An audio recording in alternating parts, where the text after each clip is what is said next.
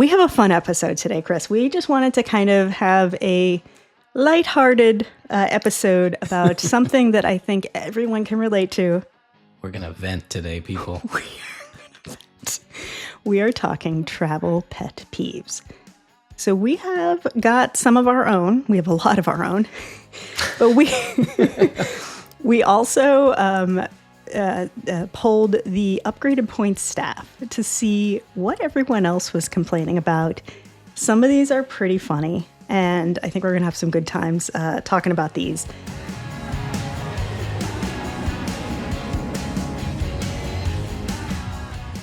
Hey, I'm Chris. Welcome to the Upgraded Points podcast. And I'm Katie, and today we have a really fun episode. So first we have a status challenge for Gondola, which we're going to tell you about, which is super cool. And then we are going to talk about our travel pet peeves. So this is going to be a fun episode. Before we get started, if you have any pet peeves that you want to share with us, or other questions or comments, you can reach us at podcast@upgradedpoints.com. And as always, if you're enjoying the show, we would love it if you liked and subscribed on YouTube, Spotify, or wherever you get your podcasts. Okay, so we have a really cool Gondola status challenge that I want to share with you. And Gondola is a new hotel booking platform, so it's something you might not have heard of yet. And it's really cool. It shows you the cost in cash, in points, and then it calculates the cents per point for you, so you don't have to do it. And There's a little indication, if it's a good value or a not so good value. So it's a really cool tool. I've played around with it just a bit, but it's really something you should go check out. And one of the best features is when you book through Gondola, it shows up on the hotel side as a direct booking. So you are also going to earn Hotel Elite nights and points, which we love. Mm-hmm. We have a unique link that we will put in the show notes, and our listeners and watchers on YouTube can use our link to go to Gondola and sign up for our status challenge. And that means when you make 3 hotel bookings in the next 30 days, and that can be for travel anytime. The travel does not have to happen in the next 30 days. Okay. You will earn 5% cash back on any booking you make through Gondola for an entire year. Wow. So that means you are earning 5% back in Gondola cash that you can use for a future hotel stay. You are also earning hotel points and elite night credits through the hotel program. And then you're also earning whatever rewards you get on your credit card. So you are triple dipping by booking through Gondola. And 5% cash back for the whole year, not just for those bookings. For the whole year. Wow. So really cool status challenge. We will link to all of that in the show notes. Definitely check it out if you have not played around with that website yet. It's a pretty cool one to see. Absolutely. Okay, we have a fun episode today, Chris. We just wanted to kind of have a lighthearted episode about something that I think everyone can relate to.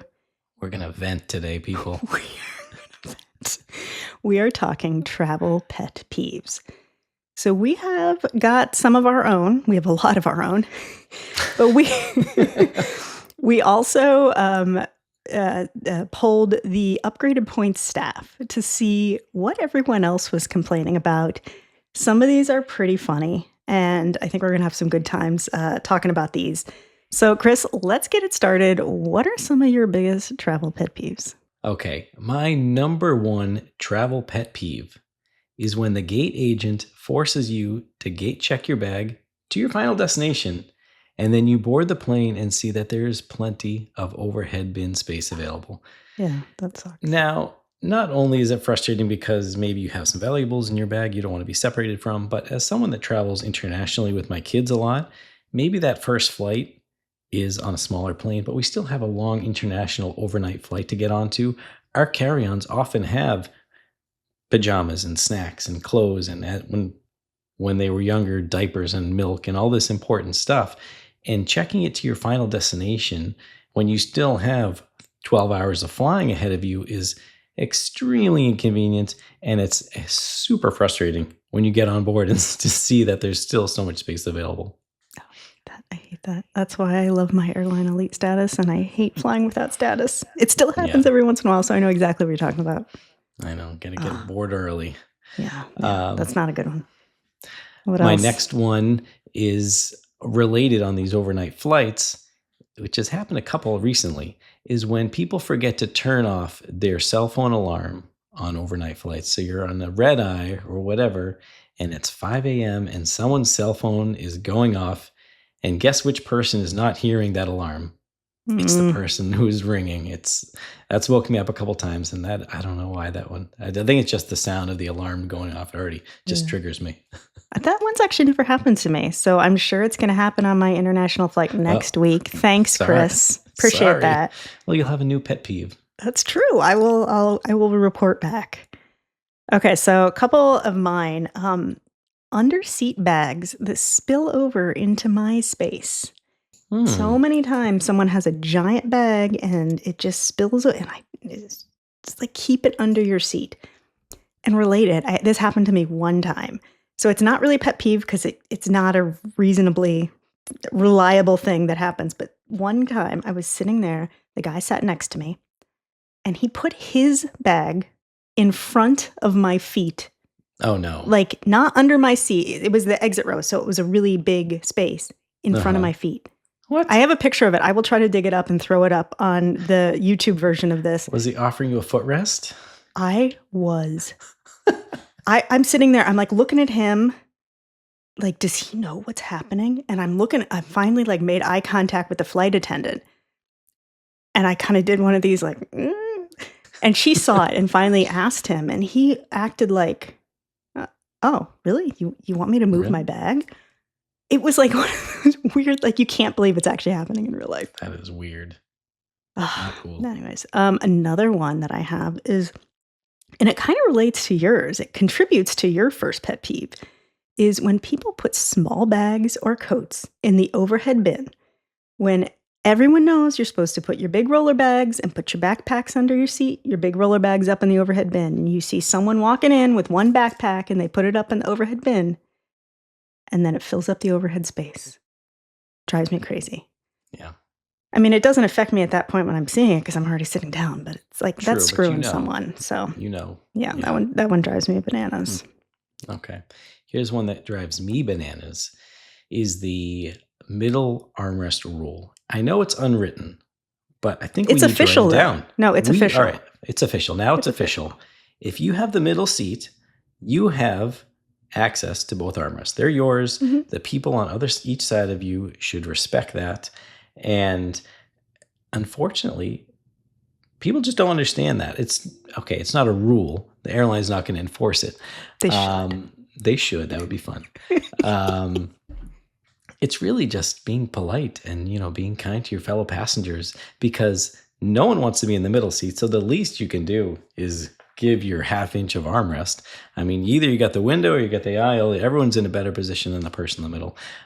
So that's one of mine, is not respecting that unwritten rule of the middle seat.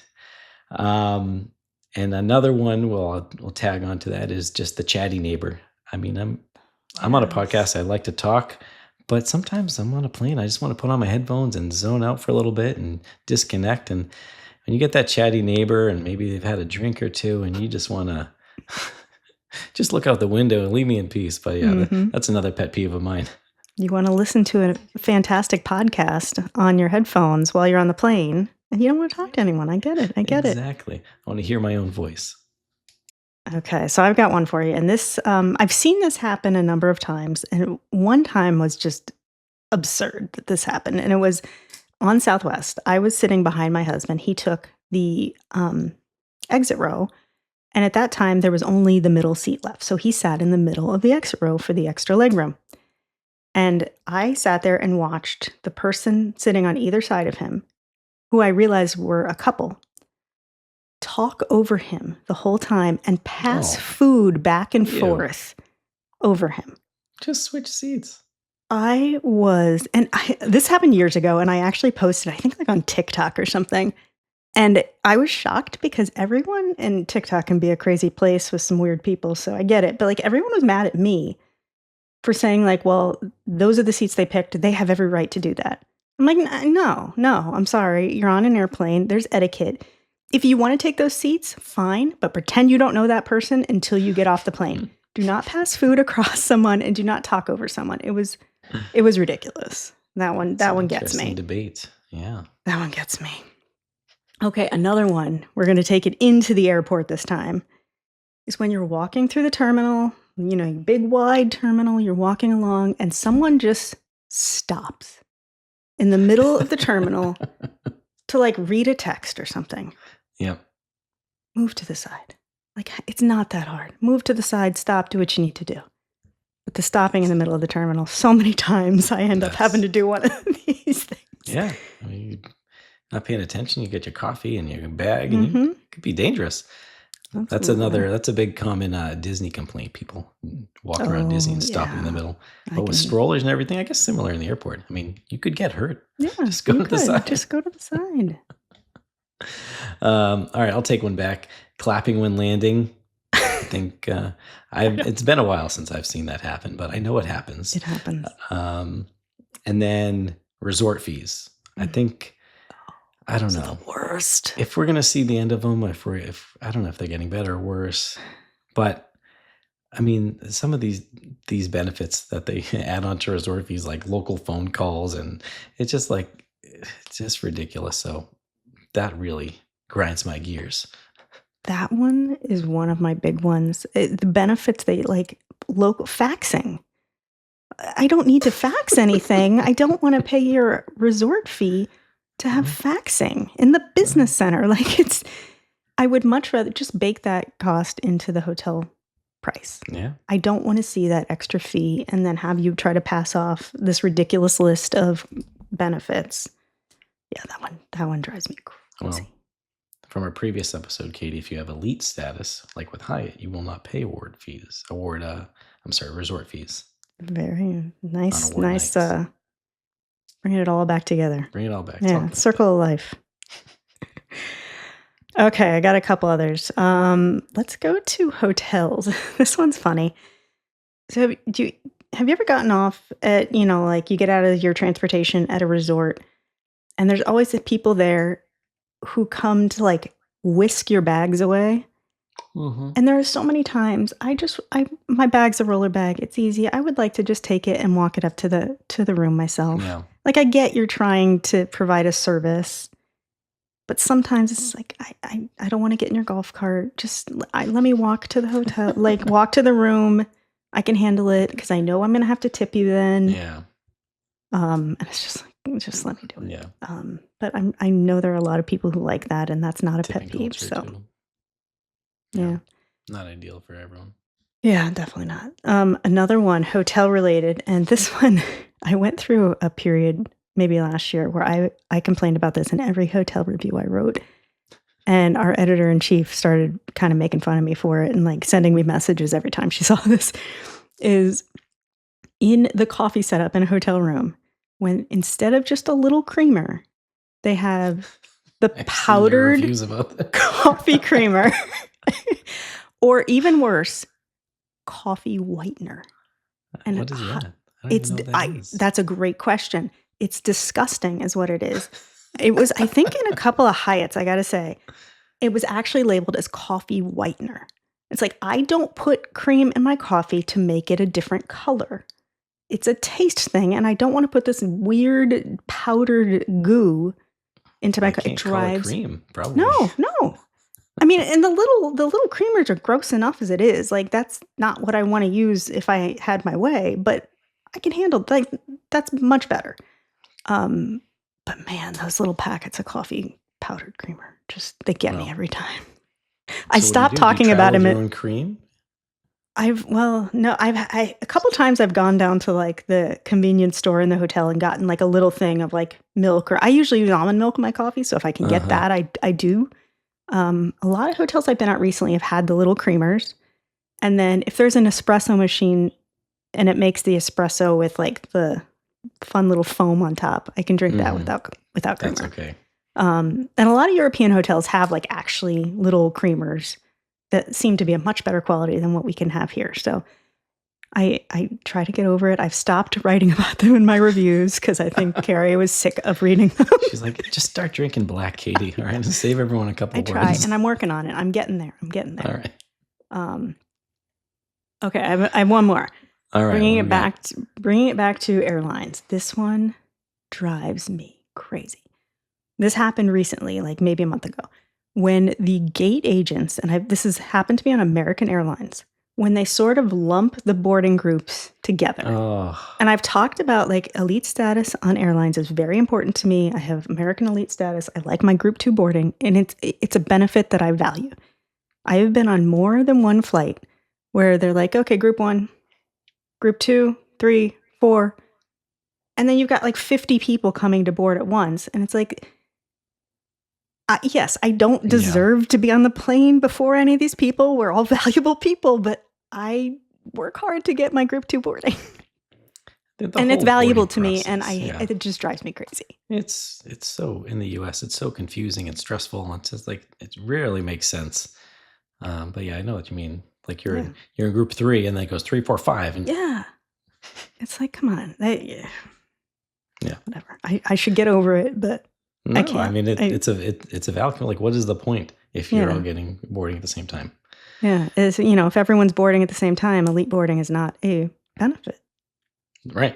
So. Well, then, yeah, if that's a whole other debate. Then we should start boarding from the back, and then the elites board last.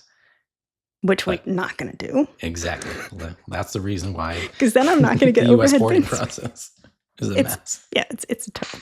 It's a total. All right. So my last couple ones are hotel related. I'll knock them out. It's when housekeeping knocks, even though there's a do not disturb sign on the room. I know that after a couple days, they have to check on you, but I'm talking about like, oh, it's 9 a.m. in the morning. They want to clean the room. No, I'm sleeping. Or speakers at hotel pools. I love music at a hotel pool, but I want the hotel to provide the music and put it in, around and make it sound good instead of a Bluetooth speaker on each side of me. And then the same thing is saving seats at 7 a.m. at the hotel pool or the cruise pool. We've all seen videos of people like rope dropping the pool to go save their spot and then go back to breakfast. And a lot of hotels have been getting better about removing that and setting up rules and blah, blah, blah. But yeah, that's just frustrating. Like it's not a good experience for anybody. That drives me crazy. I don't love it. I don't love it. Okay, I have one more before we're going to take a quick break. And this is when you're in the TSA pre-check line. This happens every time. And people are in the TSA pre-check line who act like they have literally never traveled before in their lives. Like, if you've never traveled, why do you have TSA pre-check? Well, you got it free with I get you can get it free with a credit card. So maybe they listen to this great podcast and they're like, well, we can get it free with a credit card.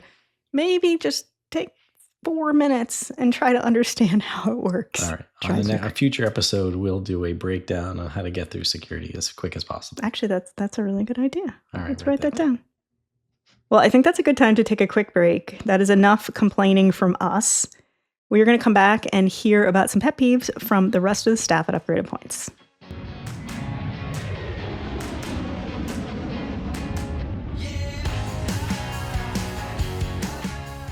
Okay, welcome back. Katie and I have already exhausted our pet peeve list. So we have tapped into the excellent staff at Upgraded Points, and we're going to run through some of their pet peeves. So let me start with Lori, and she says, quote, hands down, bare feet on a plane. I don't want to be anywhere near your crusty toes. End quote. I agree 100%. And I'm gonna tack on sports bras on planes. It drives me bananas. You mean like only sports bras? Yes. Okay. I see it all the time now. It drives is very me crazy. And my husband makes fun of me every time I comment it because he says I'm just being, a catty something. But it drives me nuts. All right. But yeah, bare feet. Let me finish up Lori's because she didn't mention her opposition to yoga wear. But she not is all opposed, yoga wear, just sports bras. She is opposed to being rude to staff. And as a former front desk agent, I can totally attest to that one. So that's a good one. One more is from Lane. This is the one really I agree with as well. Is standing right up against baggage claim when you're waiting for your bag. Yes. Just drives me. Yeah. Just take a step back. you can still see your bag and then someone else can come in. But when you're right against there, you're blocking everyone else. No one can get their bag and no one can even see their bag. So that one, I'll add That's a good +1 one. to that. So many people just don't think of other people. Like, you're not the only person here. If everyone just takes a step back, then everyone can see their bags. If everyone thought about other people, we wouldn't have to. We'd be done with this episode already. We would not have this episode. We'd have to think of something else to talk about. Yeah. Okay, let's move on. From Ryan. This is one of my top ones, too. Being on a speakerphone, not using headphones. Right? Come on. This drives me crazy. And we actually had someone from Instagram also say that this was their biggest pet peeve. Using FaceTime or watching something without headphones. I am seeing this so much more these days. Yeah. And I know it's not me because now every plane, when you get on there, the flight attendants make an announcement saying you must use headphones. And there are still people who don't do it. I just don't understand. It's crazy. How anyone thinks that's a reasonable way to go about their day. Drives me bananas. Fortunately, our listeners and watchers and readers would never do anything like that. Never. The next one is also one of my bigger pet peeves. This is from Kelly. Gate lice. And this is when everyone, when they think boarding is going to start, everyone crowds around. Group 9 is standing right there at priority boarding, blocking everyone else. And then they take it a step further, and you got the group 9s who walk in when they're like, oh, let's board first class. And it's like, oh my gosh. Step back. Wait for your group to be called. That's when I actually like when the gate agents are rude. Like, I've seen them yell at people to get back, and I'm like, okay, finally, this is a good time to be rude. I love that. It really warms my heart. And I've actually said that to a few gate attendants. Like, that was cool. Thank you so much for enforcing this rule. I appreciate it. Good. Yeah. Here's one from Juan. This is for the opposite. This is when you're done, after you've landed, to respect the deplaning process. The people that are rushing up from the back to get to the front of the plane, I get it. Like, if you are late for a connection, okay, that's one thing. Ask the crew, they'll often, make an announcement, say, hey, we've got some people tight connections. But if you're just getting up and moving to the front, like, respect the fellow passengers, or respect the process. It doesn't help anyone get off faster if you're all crowding in there in the front there. So I think we can all agree with Juan there. 100%. This was another one of my big ones. And I will have to say, so I'm generally a pretty easygoing person. On more than one occasion, when I see someone doing that, I stand up and block the aisle to stop them from getting off. And I kind of lose my mind for a second because that just drives me crazy. It's like, we are all, and I 100% agree. If you're on a tight connection, talk to the gate agent. I am more than happy to let you through. When they make that announcement, I sit there and wait and let all those people with tight connections leave first, because I've been there and that's a terrible feeling. But when you just think, well, no one's, the aisle's free because, everyone else is respecting the boarding or deplaning process, then I'm just going to walk right through. Oh no, not if I'm on that plane. I'm going to stand up and I'm going to be a total Karen about it. Oh, I've gotten some looks. I've gotten some angry looks, but then I've gotten people looking at me kind of like, yeah, good job. Nice job. Okay. And I had one person actually say, like, I want to get off the plane. I'm like, yeah, everyone wants to get off the plane. Wants to be on. What do you think? Where are you? This is your stop? Yeah, we're all getting it. Yeah, no, next good stop. One, Lon. I totally agree with that one. But I will give passengers credit, because on those tight connections, when there's a storm, whatever, everyone's trying to get a 5-minute connection, and when the crew makes the announcement, it's really nice to see people sit down. I've been on planes where people just have stayed seated while the people in the back have made their way to the front, and that's kind of like it feels good about humanity. You're looking out for your fellow passenger, because I've seen it happen, but there are processes to follow. Just ask the crew member, tell them you're on a tight connection. They'll ask your fellow passengers to let you get out. The next one is from Catherine. She said smelly food. And I think no one wants to be sitting next to I don't know, no tuna fish sandwiches. Yeah. And she also mentioned using the overhead bin for small items, so that was one of yours as well, Katie. So that's a common one apparently. Cool. Let's move on. Okay, Michael had this one, and I've had this happen to me. Clipping your nails. Oh my God. That is I was on a flight home from ugh, Vegas years ago, and the guy next to me was Vegas. clipping his nails. I mean, yeah, it was Vegas. You're coming home, but I'm like, really? It was like do that in your own home. Oh, that is That is not plain activity. for me, that is unimaginable. I don't know. Not that I wouldn't really do anything, but I mean, what would I maybe I'd Oh throw no, up. Maybe that's what I do. I was disgusted, and I was kind of, but he was just sitting there clipping Ugh, away. yeah. Yeah, no, it's not good. Okay. Not a lot of +1 to that one. Good Yeah. job, Michael. Another one from Carrie. This is a good one. Too much perfume or body odor. So if you hadn't put on some deodorant that day, I've Yeah. had this happen. That one's Yeah. tough. She had another one, and this one was interesting. Dynamic currency conversion. So when you're in a foreign country and you go to like pay, or if you're at an ATM, if you're using a US card, it's going to default to paying in US dollars, which actually is generally a worse deal than paying in the local currency and then having the conversion happen sort of on the back end. So it is kind of annoying that that just sort of defaults to USD. And I bet most people just kind of go along with it. But if you do switch over, this is a good tip. If you see that, switch over to the local currency. And generally, you can probably save yourself a couple bucks, even more on a big purchase, because the conversion rate is going to be much better from the bank than it is from, wherever little ATM that you're using or wherever you're paying.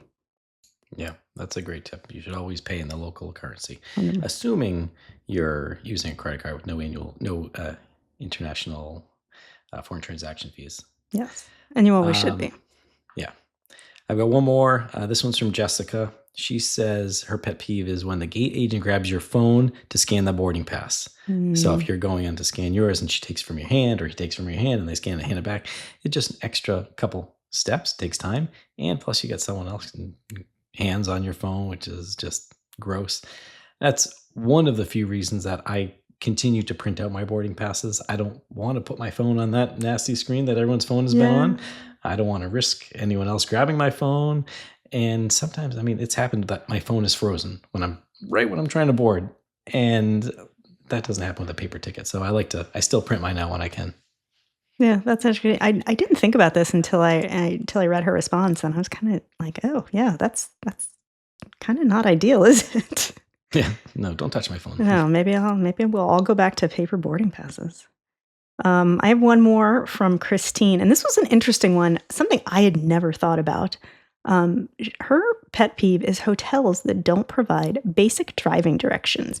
And she was explaining that, yes, you can use Google Maps or whatever you're using to get there, but she likes to have just some general directions, maybe some landmarks, some things to know, some major streets, just so she has a better idea of where she's going. And I thought that was an interesting one. I never thought about it, but yeah, it makes sense.